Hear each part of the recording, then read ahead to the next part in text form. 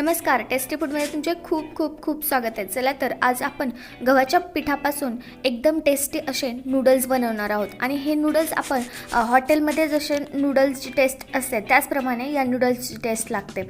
आणि हे बनवायला जास्त वेळ लागत नाही आणि खायला देखील हे खूप छान लागतात। एकदम सोप्या आणि साध्या पद्धतीने आपण हे नूडल्स आज बनवणार आहोत। चला तर लगेचच रेसिपीला सुरुवात करूयात। नूडल्स बनवण्यासाठी मी इथे 1 वाटी इतकं गव्हाचं पीठ घेतलंय। यामध्ये थोडंसं चवीनुसार मीठ घालूयात आणि मीठ चांगलं पिठामध्ये मिक्स करून घेऊया। आणि आता थोडं थोडं पाणी घालून याचा गोळा मळून घ्यायचा आहे। एकखटीच खूप जास्त पाणी नाही घालायचं, थोडं थोडंच पाणी घालायचं आहे आणि घट्ट असा गोळा मळून घ्यायचा आहे। आपण पुरी करण्यासाठी ज्याप्रमाणे पीठ मळतो त्याचप्रमाणे पीठ मळायचं आहे आणि घट्टसर असा गोळा मळून घ्यायचा आहे।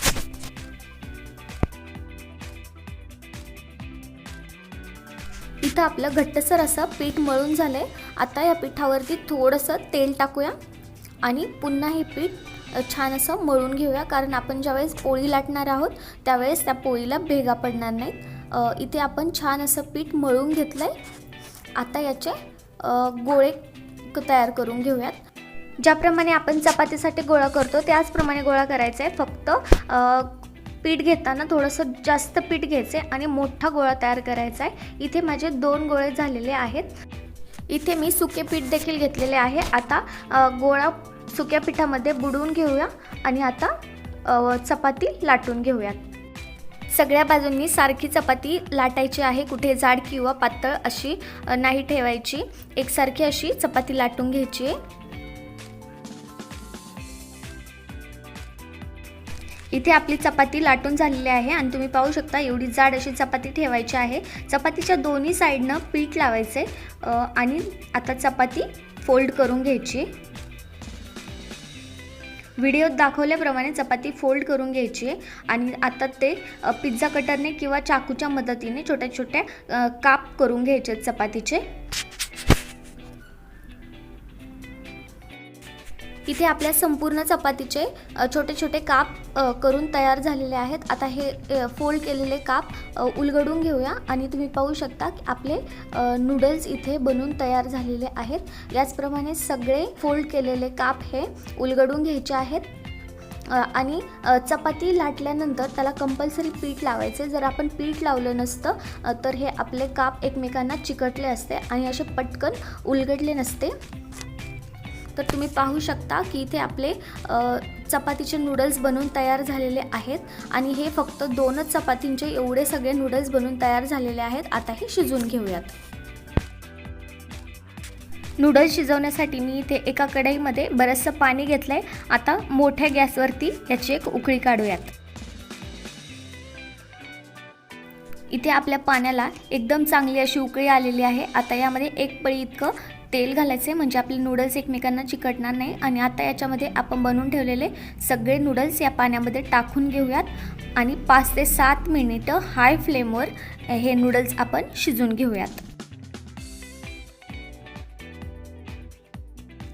इथे 7 मिनिटं झालेले आहेत आणि हाय फ्लेमवरती आपण नूडल्स हे शिजवून घेतलेले आहेत। आपले नूडल्स हे एकदम छान असे शिजलेले आहेत। आता गॅसची फ्लेम बंद करूया आणि कढई गॅसवरून खाली काढून घेऊयात।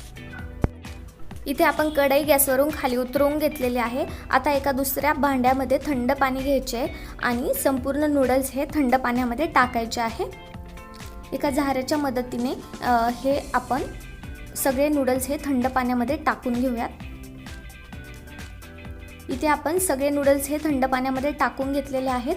आता हे नूडल्स आपण 2 ते 3 मिनिटं असंच थंड पाण्यामध्ये राहू देऊया, म्हणजे ते मोकळे आणि सुटे होतील। इथे 3 मिनिटं झालेले आहेत। आता नूडल्स हे थंड पाण्यामधून काढून घेऊया। त्यासाठी मी इथे एक चाळणी वापरलेली आहे। सगळे नूडल्स हे चाळणीवरती टाकून घ्यायचेत म्हणजे पाणी सेपरेट होईल आणि नूडल्स देखील नितळतील। 5 मिनिटं हे असंच राहू देऊयात। इथे 5 मिनिटं झालेली आहेत। नूडल्समधील सगळं पाणी हे निथळलेलं आहे आणि हे एकदम मोकळे असे देखील झालेले आहेत। आता याला फोडणी देऊन घेऊयात। फोडणी देण्यासाठी मी कढई गॅसवरती ठेवून घेतली। कढई गरम झाली आहे। आता यामध्ये तेल टाकून घेऊया। तर मी 2 पळी इतकं तेल टाकून घेतलंय। तेल थोडंसं गरम झालं की यामध्ये लसूण आणि अद्रक टाकायचे आता तेल गरम झाले. आता यामध्ये बारीक तुकडे केलेले लसूण आणि अद्रक टाकून घेऊया आणि याचा कच्चेपणा जाऊपर्यंत हे परतून घेऊयात. आता यामध्ये एक मीडियम आकाराचा उभा चिरलेला कांदा टाकून घेऊया. कांदा तेलामध्ये छान मिक्स करून घेऊया आणि 2 मिनिटं हाय फ्लेमवरती परतून घेऊयात. इथे कांदा आपण परतून घेतलाय. आता यामध्ये उभी चिरलेली एक शिमला मिरची आणि उभा चिरलेला टोमॅटो आणि 2 हिरव्या मिरच्या यामध्ये टाकून घेऊया आणि हे सगळं 2 मिनिटं हाय फ्लेमवरती परतून घेऊयात. हे सगळं हाय फ्लेमवरतीच परतून घ्यायचं आहे. तुम्ही यामध्ये अजून पत्ता गोबी आणि गाजर देखील घालू शकता. आता यामध्ये मीठ घालूयात. चवीपुरतं यामध्ये मीठ घालायचं आहे आणि मीठ देखील छान मिक्स करून घ्यायचं आहे.